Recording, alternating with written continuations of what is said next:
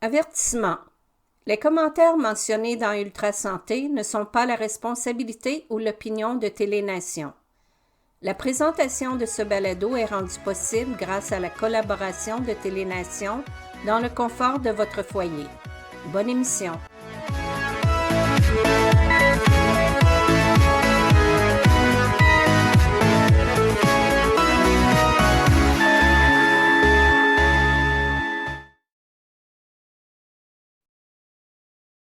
Bonjour, chers auditeurs, et bienvenue à cette émission. J'ai le plaisir d'accueillir M. Jean-François Plouffe, chargé de dossier de communication à Action Autonomie, qui, pour les semaines à venir, se joindra à moi pour parler d'un sujet qui nous interpelle tous, la santé mentale. Bonjour, Jean-François, je vais te tutoyer parce que c'est ce que tu m'as demandé dans une première émission. Alors, bonjour, Jean-François, merci d'être avec nous aujourd'hui. Ça me fait Pour grand notre plaisir. première capsule, ça me fait plaisir, moi aussi. Notre première capsule aujourd'hui, où nous discuterons du plan d'action interministériel en santé mentale. Qu'en est-il, Jean-François? Oui. Alors, le plan d'action interministériel en santé mentale, c'est le 4e plan d'action que le ministère de la Santé et des Services sociaux a mis de l'avant par rapport à la santé mentale. Il faut d'abord comprendre que ce plan-là, il n'émane pas d'une subite bonne volonté du gouvernement à l'effet de dire, bon, ben on va s'intéresser maintenant de façon plus structurée à la santé mentale. C'est le résultat de presque 50 ans de revendication des personnes utilisatrices de services. Plus de 50 ans, mon Dieu! Plus de 50 ans, en fait, parce que ça commence en 1961 par la sortie d'un petit livre qui s'appelle « Les fous crient au secours », dans lequel on dénonce une personne qui a vécu l'expérience de l'internement à l'asile Saint-Jean-de-Dieu de l'époque, dénonce les conditions d'hébergement puis les conditions de soins qu'il a reçues par les religieuses. Et tout ça va mener à une mobilisation citoyenne de plus en plus importante au fil des années. On va cesser de parler de folie pour commencer à parler de maladie mentale. Par la suite, on va cesser de parler de maladie mentale pour parler de santé mentale. En 1989, le gouvernement va finir par aboutir avec sa première politique en santé mentale qui va être suivie de 4 autres plans d'action en santé mentale jusqu'à nos jours, donc le dernier qui couvre la période 2022-2026, qui s'appelle le plan d'action en santé mentale, le plan d'action interministériel en santé mentale. Ce plan-là, je veux savoir, Jean-François, est-ce que l'implantation de ce plan d'action-là a apporté des actions concrètes dans le temps? Bien, justement, par rapport à nous, comme groupe de défense de droits, on avait de grands espoirs dans le plan d'action précédent, celui qui couvre la période 2015-2020, parce qu'il prévoyait la création et la mise en œuvre de plans d'action sur la primauté de la personne. On voulait vraiment que les établissements mettent en place des actions concrètes pour que les personnes soient mises au premier plan et non pas qu'elles ne soient que des objets de soins vus à travers leur diagnostic et tout ça. Il y a un certain nombre d'initiatives qui ont été entreprises à partir de 2015. Nous, on a beaucoup poussé sur les établissements montréalais pour que ça se fasse pour vrai, pour qu'il y ait des vraies choses qui se fassent. Ça a été beaucoup ralenti, évidemment, à partir de 2020 avec la pandémie. C'est presque plus rien passé à partir de là. Et on fondait des grands espoirs dans le nouveau plan d'action 2022-2026, espoirs qui ont été fortement déçus parce que toutes les questions de la primauté de la personne ont été reléguées au rang de valeurs et de principes. C'est-à-dire qu'il n'y a plus d'actions concrètes dans le plan liées à la primauté de la personne. Le ministère semble penser que c'est une chose réglée, alors que c'est loin d'être réglé. On faisait juste commencer à essayer de vouloir changer des choses. De notre point de vue, la période 2015-2020 n'a pas amené des changements extrêmement importants et il aurait été très, très important que la primauté de la personne demeure dans le plan d'action, alors que malheureusement, elle n'y est plus. Donc ça, c'est vraiment la partie la plus négative de notre point de vue du plan d'action. Positif à tout ça, est-ce que le plan a amené avec lui un certain côté positif, peut-on espérer? Oui, il y a certains aspects du plan d'action qui sont positifs, notamment le financement à la mission des organismes communautaires en santé mentale. On nous promet 75 millions sur 5 ans, soit 15 millions par année de bonification des enveloppes du PESOC, du Programme de soutien aux organismes communautaires. Donc, ça, en soi, c'est positif. C'est une revendication qui était en place depuis des années et pour laquelle il y avait eu peu de réponses significatives. Ce qui est intéressant, c'est que le PESOC, en général, c'est du financement dit récurrent, c'est-à-dire qu'il vient année après année. Là, évidemment, on est dans un plan d'action de 5 ans, l'engagement est pour 5 ans, mais on espère que ces sommes-là vont rester après la période de 5 ans de façon à ce que les organismes puissent continuer d'en bénéficier.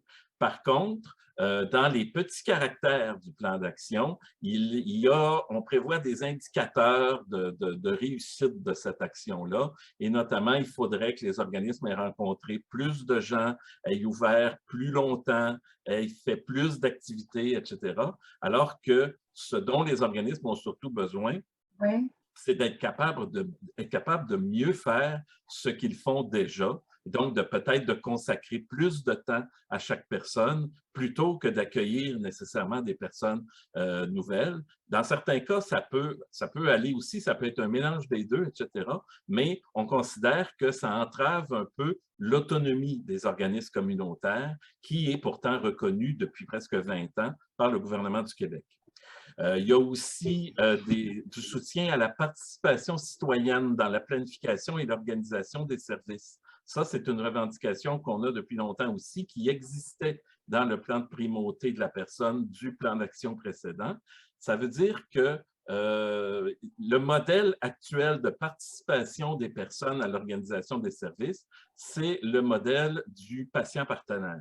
Patient partenaire, c'est pas mauvais, on n'est pas contre ça. Le problème, c'est que ce sont des personnes qui interviennent uniquement en leur nom personnel et ce sont des gens qui, très souvent, ont été sélectionnés par l'établissement. Donc, ce n'est pas des gens qui ont toujours le réflexe de remettre des choses en question, d'avoir une approche critique par rapport au service, parce qu'ils tirent une certaine, et c'est très correct, là, ils tirent une certaine valorisation personnelle de leur statut de patient partenaire. Alors, donc, ils vont aller rarement à contre-courant de ce que l'hôpital propose, alors que les comités de participation citoyenne, c'est un collectif de personnes qui ont souvent un rapport un peu plus critique avec l'établissement. Donc, on peut penser que dans les prochaines années, ce modèle-là va se développer et c'est une très bonne chose. Il y a aussi des pratiques mixtes d'intervention psychosociale et policière. On sait qu'il y a souvent eu dans le passé des problèmes par rapport aux interventions policières. Et dans les cas dans les situations de crise, mettons, qui impliquaient l'état émotionnel des personnes, il y a eu des personnes qui ont perdu la vie dans ces circonstances-là. Donc là, on veut généraliser dans tout le Québec cette espèce de partenariat entre des intervenants psychosociaux et des policiers, modèle qui existe déjà, notamment à Montréal et à Québec. Et donc là, on veut étendre ça partout au Québec. Il y a des budgets qui vont avec ça. C'est une bonne chose. Si je peux revenir à des éléments un peu plus négatifs du plan d'action, il y a des approches qui, au départ, peuvent sembler intéressantes. Par exemple, ce qu'on appelle du TIBD, du traitement intensif bref à domicile, qui veut offrir dans le milieu de vie de la personne, dans son logement, dans sa maison, un cadre clinique semblable à celui de l'hôpital. C'est le libellé du plan d'action. C'est bien, sauf que le cadre clinique de l'hôpital, il est parfois très, très contraignant, très, très agressant pour certaines personnes, paternaliste et autoritaire. Donc, si on s'en vient rentrer dans la maison des gens, dans leur intimité, pour venir mettre en place la même chose qu'on fait à l'hôpital, ce n'est pas certain que tout le monde va être gagnant. Même chose pour ce qu'on appelle aussi, et ce n'est pas très clair ce que c'est, les UIPB, des unités d'intervention brève en psychiatrie qui seront des courts séjours à l'hôpital pour gérer une situation de crise. Ça existe déjà, ça s'appelle la garde préventive dans la loi P38. Donc, on se dit, et on sait que les établissements ont tendance à prolonger bien au-delà de ce que prévoit la loi, la durée de ces séjours-là. Donc, il se pourrait, il va falloir être vigilant là-dessus parce qu'il se pourrait, dans les prochaines années, que ça devienne une espèce d'antichambre à la garde préventive, c'est-à-dire qu'on va faire une intervention brève de 3, 4, 5 jours peut-être avec une personne, plus ou moins volontairement. Par la suite, on va dire, ah, la dangerosité continue d'exister, on va partir en garde préventive. Et donc, on peut passer presque une semaine ou deux à ce moment-là de garder la personne, d'hospitaliser de force la personne, sans son consentement, évidemment, et sans l'autorisation du tribunal, surtout. Et ça, c'est un gros problème parce que la société québécoise ne prévoit pas que les médecins ont le droit de priver leurs patients de leur liberté. Ils sont là pour les soigner, ils ne sont pas là pour les contrôler. Donc ça nous inquiète quand même. Il y a d'autres aspects aussi dans le plan d'action, comme le PQPTM, c'est-à-dire le programme québécois pour les troubles mentaux, qui veut, encore une fois, faire sortir les établissements de leur mur, ce qui n'est pas une mauvaise chose, mais qui veut plus ou moins imposer des recettes éprouvées ailleurs, etc. Ils sont sur le terrain, encore une fois, des organismes communautaires qui eux-mêmes ont développé leur propre expertise, qui vont peut-être finalement se retrouver un peu tassés dans le coin, finalement, par ce type d'intervention-là. Ça a déjà commencé et ça amène certaines frictions là, sur le terrain dans certains secteurs. Beaucoup d'enjeux. Oui, effectivement. Donc, ça aussi, c'est un peu inquiétant.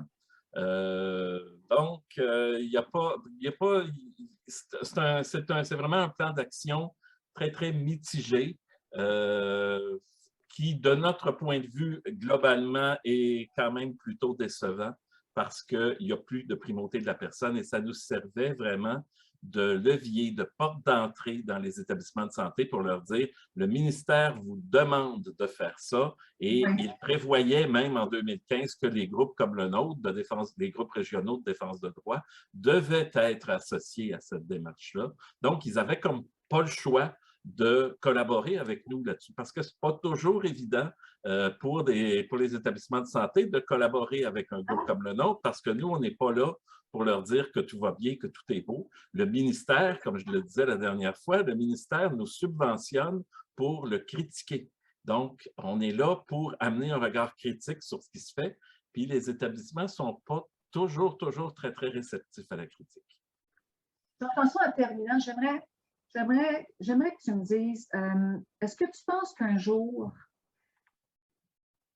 la personne qui souffre de santé mentale, est-ce que tu penses qu'un jour, cette personne-là ou ces personnes-là, parce que bon, c'est sûr que dans notre société d'aujourd'hui, malheureusement, la santé mentale nous guette de près, surtout avec la pandémie, la période pandémique qu'on a vécue. Est-ce que tu penses que ces gens-là, un jour, Jean-François, vont être entendus à leur juste valeur? Est-ce que tu penses qu'ils vont être écoutés?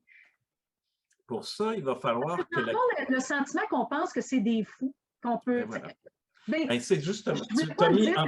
c'est ça. Tu as mis en plein le doigt dessus. Le problème, c'est que la culture dans les milieux de santé mentale, dans les milieux de psychiatrie en particulier, n'a pas beaucoup évolué depuis l'époque des asiles d'aliénés. Donc, il y a toujours cette espèce de regard paternaliste qui consiste à dire implicitement à la personne ce que je sais mieux que toi, ce qui est bon pour toi, je vais te l'imposer et tu me remercieras peut-être après. Donc, c'est une approche infantilisante et paternaliste. Et nous, on la combat, cette démarche-là. On se dit non, au contraire, il doit y avoir un partage d'expertise. La personne est experte de son propre état de santé physique et mental. Le médecin est expert de savoir scientifique, théorique, etc., qui a sa valeur aussi. Et c'est la mise en commun de ces deux savoirs-là qui permet vraiment de progresser. Sauf que ce qu'on appelle le savoir expérientiel, j'en parlais avec un avocat, notamment récemment, qui disait au tribunal, à la Cour du Québec, on ne connaît pas ça, ça ne nous intéresse pas, le savoir expérientiel, ça n'a aucune valeur. Mais nous, on dit c'est ça qui doit changer dans l'approche du réseau de la santé. Dans les préjugés. Juste la phrase, Jean-François, il y a juste les fous qui ne changent pas d'idée. Tu vois comment la société pense aujourd'hui? Hein, la fameuse phrase, moi, ça me scie les jambes à chaque fois quand j'entends dire quelqu'un, il y a juste les fous qui ne changent pas d'idée. Ben, je m'excuse, non, c'est... Mais voyez-vous, les personnes porteuses de diagnostic sont encore peut-être les dernières qu'il est de bon ton de stigmatiser. Oui. Quand on parle, par exemple, du vendredi fou du 30 novembre, on passe un mois à nous faire des ventes du vendredi fou. Oui. Jamais on ferait le vendredi le vendredi homosexuel ou le vendredi noir. D'ailleurs, ça s'appelait le vendredi noir et ça avait des connotations racistes. On a changé de nom pour le vendredi fou. Effectivement, oui. Et ça, les fous, c'est pas grave. On peut s'amuser au départ des fous, les stigmatiser, les ridiculiser. Et c'est ça qu'il faut changer dans la culture québécoise et dans la culture hospitalière. Et Action Autonomie est là pour ça.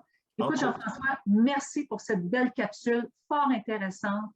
Vraiment, on pourrait en parler longtemps, mais ce que je trouve le fun, permettez-moi l'expression, c'est que ça ne sera pas la première ni la dernière, il va y en avoir d'autres capsules. Voilà. Et oui, alors ça, je trouve ça fort intéressant. D'autres capsules où on parlera encore de la santé mentale et on essaiera autant que faire se peut de pouvoir trouver des solutions ensemble, de pouvoir peut-être non pas en imposer, mais essayer d'en trouver, les partager avec nos auditeurs. Puis peut-être que par chance, quelqu'un, à un moment donné, va pouvoir écouter notre émission et dire, ben, Jean-François a peut-être raison, peut-être qu'il faudrait peut-être commencer à parler comme ça, ou peut-être qu'il faudrait peut-être voir les choses différemment. Et c'est la mission d'Ultrasanté. Alors, merci Jean-François pour cette belle capsule. Et chers auditeurs, voilà qui termine notre émission, notre capsule du jour. Je vous donne rendez-vous à une prochaine et d'ici là, portez-vous bien, comme je le dis à chaque fois. C'est mon modus operandi. Prenez bien soin. Mon père a été laissé à lui-même à l'hôpital. Il est tombé, puis il s'est cassé l'hanche. Pas de bain pendant 2 semaines. Je pense qu'on appelle ça de la maltraitance. Ils se sont trompés dans ma médication. Le Conseil pour la protection des malades a pour but de protéger les usagers du réseau de la santé en vous donnant de l'information sur vos droits et des services comme de l'assistance juridique et des moyens de vous défendre. Le Conseil pour la protection des malades. Consultez-nous. Vous pouvez même devenir membre. Pour connaître l'envers de la médaille dans les CHSLD, lisez « Vous étiez là pour moi ». Merci.